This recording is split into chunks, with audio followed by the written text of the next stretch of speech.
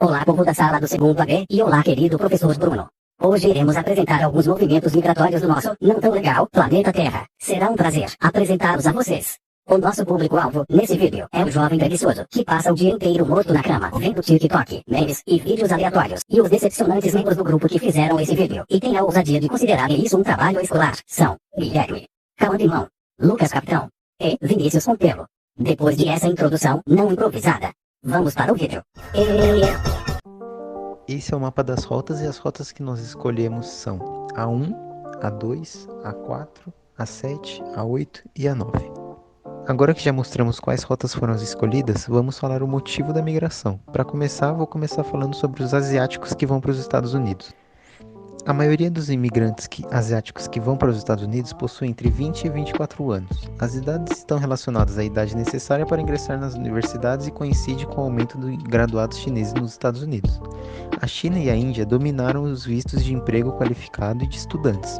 Esta onda imigratória pode dar origem a outra onda, onde os estudantes asiáticos irão levar as suas famílias para que eles morem juntos. Os imigrantes asiáticos vão para os Estados Unidos para frequentar as universidades, pois lá cria mais oportunidade para eles, fazendo com que tenham mais reconhecimento na área. Os líbios e os africanos da região subsaariana vão para a Europa para fugir das guerras, pobreza, repressão religiosa e política. Eles fogem em direção à Europa em busca de um sonho de uma vida melhor, com segurança. Estes imigrantes deixam tudo para trás motivados pela confiança de um futuro melhor para si e suas famílias. Muitos imigrantes realizam a migração econômica, em busca de uma vida financeira melhor, mas a maior parte são imigrantes refugiados que fogem do país por sofrer algum tipo de perseguição e temem por sua integridade física. Este deslocamento teve um crescimento a partir de 2015, por conta dos diversos conflitos na região. Diversos motivos levam os africanos a virem para o Brasil. Um que é muito comum está ligado à forte presença econômica brasileira nos países africanos. Fora o conforto de virem para um país que possui uma comunicação mais fácil, por conta da língua falada semelhante. Estes imigrantes possuem uma ideia de que o Brasil é uma potência econômica que oferecerá diversos empregos. O fluxo de imigrantes angolanos no Brasil é um dos mais antigos do país, desde 1990. Diversos imigrantes começaram a vir para cá para fugir da guerra e conflitos internos do país. Há boatos que alguns deles vêm para cá para realizar batalhas de rima. A ida de latino-americanos para os Estados Unidos está muito ligada a uma ida em busca de uma vida melhor, mas não é tão simples quanto parece, como o relato de uma jovem de 19 anos chamada Berenice Cruz. Ela disse que fugiu de seu país, El Salvador, por conta da alta criminalidade.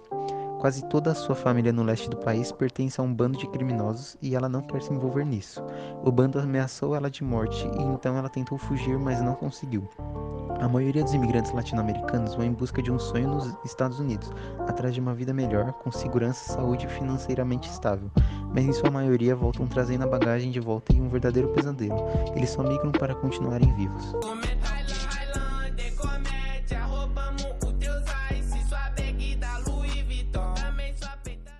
A ONU considera a crise que acontece nessa região do Afeganistão e Síria como a pior crise humanitária do século, sendo o maior fluxo de imigrantes refugiados desde a Segunda Guerra Mundial. Essas pessoas saem de seus países para fugir das perseguições políticas e das guerras que assolam a região. Metade do fluxo anual de refugiados são sírios, que fogem da guerra civil que o país está desde 2011. 70% da população dessa região não tem acesso à água potável. 1 a cada 3 pessoas não digerem o básico de nutrição necessária por dia e mais de 2 milhões de crianças não possuem acesso à escola. No Afeganistão, o número de refugiados aumentou ainda mais por conta do domínio do grupo terrorista Talibã na região. Os imigrantes bolivianos saem do seu país em direção ao Brasil por conta da pobreza e da busca de oportunidade de emprego. A base da onda migratória boliviana são as condições socioeconômicas. Para a maioria dos bolivianos, o Brasil é um país de oportunidade e possui uma população hospitaleira. Uma parte desses imigrantes que vieram em uma busca de uma vida melhor foram atraídos por traficantes de pessoas que prometem vidas maravilhosas e um salário de $1.000 por mês para trabalhar em São Paulo. Na verdade, os salários são ridiculamente baixos e muitos bolivianos são explorados nas oficinas de costura. A situação é péssima, assim como o relato de um boliviano chamado Walter diz: "Eu trabalho das 7 até 1 ou 2 da manhã. Tinha só um dia de folga, mas não saía de casa. O dono não deixava sair, ninguém saía. Estávamos trancados mesmo." O Brasil é o país destino das rotas migratórias 4 e 9. A Europa, destino das rotas 2 e 8, desde o auge da crise migratória de 2015, a União Europeia implementou medidas destinadas a controlar melhor as fronteiras externas e os fluxos migratórios. Em virtude disso, as chegadas de imigrantes irregulares a União Europeia e os Estados-membros estão a intensificar esforços para uma política europeia de imigração que seja eficaz, humanitária e segura. Ao longo dos últimos anos, o Conselho Europeu desenvolveu uma resposta firme à pressão migratória. As ideias defendidas pelos europeus que são contra a imigração é de que pode causar perda da cultura europeia e também a competitividade na busca de empregos entre europeus e imigrantes, uma vez que imigrantes estão mais dispostos a receber menos. Mas vale lembrar que o salário é definido normalmente pelo europeu dono de algo, o que mostra uma transferência de culpa na mentalidade dos europeus sobre os imigrantes, sendo que os próprios europeus preferem ter a mão de obra barata dos imigrantes. Segundo o Tratado de Lisboa, as políticas em matéria de imigração devem reger-se pelo princípio de solidariedade e de partilha equitativa de responsabilidades entre os Estados-membros, inclusivamente no plano financeiro. Brasil.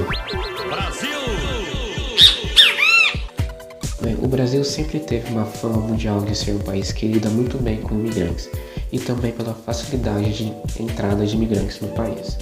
Mas será que nosso país realmente recebe bem os imigrantes? Para responder isso, temos que voltar um pouco no tempo. Podemos dizer que a imigração do território que hoje conhecemos como Brasil começou com a invasão dos portugueses sobre o local onde já haviam os indígenas.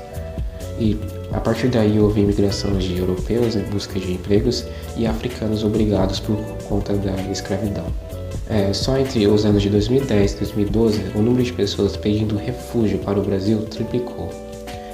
Uma lei importante que aconteceu no dia 24 de maio de 2017 foi sancionada com veto a nova lei de imigração. A nova lei substitui o antigo Estatuto do Estrangeiro de 1980, ainda da época da ditadura militar, em que a antiga lei adotava uma postura de segurança nacional e de criminalização do estrangeiro. Já a nova lei de imigração trata de o movimento migratório como um direito humano, combatendo a xenofobia e a discriminação contra os imigrantes. O Canadá, diferente dos Estados Unidos, vem buscando cada vez mais imigrantes. Um dos principais motivos é que uma população envelhecida demanda por profissionais mais jovens para movimentar a economia. Outro motivo é a média de idade da população, sendo homens canadenses de 41 anos, enquanto mulheres é de 43 anos. E o governo estima que pessoas idosas no país tendem a crescer na contramão da taxa de natalidade, que é de 1,59 filhos por mulher, que tende a diminuir. E estima-se que o Canadá precisará de imigrantes mais do que nunca pós-coronavírus.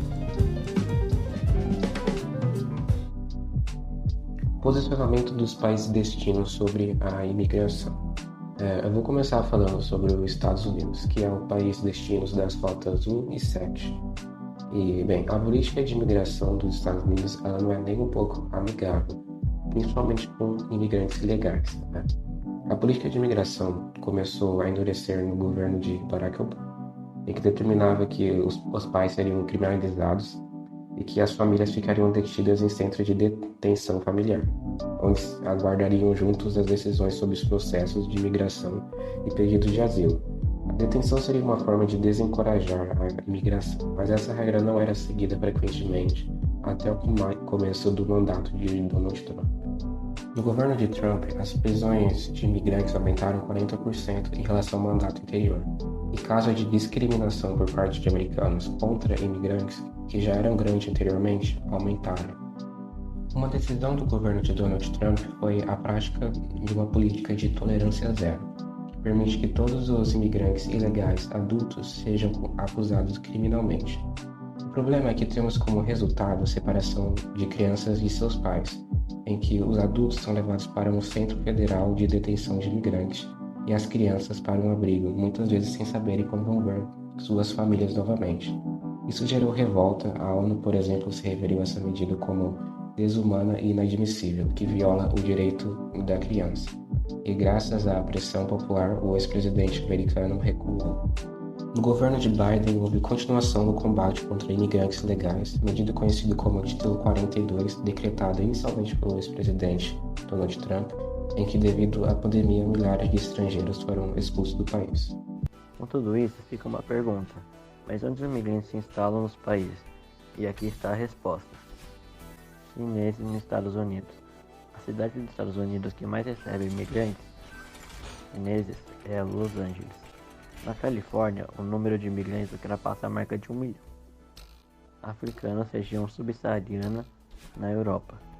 Os países que mais recebem esses imigrantes são Alemanha, Suíça, Portugal e Irlanda. Estes países, com políticas estrangeiras menos rígidas, facilitam o acesso dos imigrantes nessas regiões. Angolanos no Brasil. Assim como os bolivianos, africanos vêm grande parte para São Paulo, para tentarem uma vida com possíveis oportunidades de emprego. E a região do centro de São Paulo é onde abriga a maior parte desses imigrantes. Latinos-americanos nos Estados Unidos. A região dos Estados Unidos que possui o maior número desses imigrantes é o estado da Califórnia. Outras regiões também precisam ser citadas pela presença dos estrangeiros, que são São José, São Francisco e Los Angeles. Afegãos na Europa. Uma região europeia que pode ser destacada no refúgio de afegãos após este último escândalo é o Reino Unido, que está pronto para receber mais de 20 mil afegãos nos próximos meses. Bolivianos no Brasil. De acordo com a Polícia Federal, a região de São Paulo que mais possui imigrantes bolivianos são as regiões Bom Retiro, Brás e Pari, que são regiões mais ao centro de São Paulo, e todas elas possuem uma grande atividade têxtil. Chegamos na conclusão. Esse trabalho foi bem desafiador e requisitou bastante pesquisa. Com ele, percebemos que a Europa e os Estados Unidos não são tão bonzinhos quanto parecem, e também nos mostrou quantas pessoas estão em uma situação miserável, onde preferem se arriscar indo para outro país, ter uma vida totalmente diferente e nova do que ficar no seu próprio lar.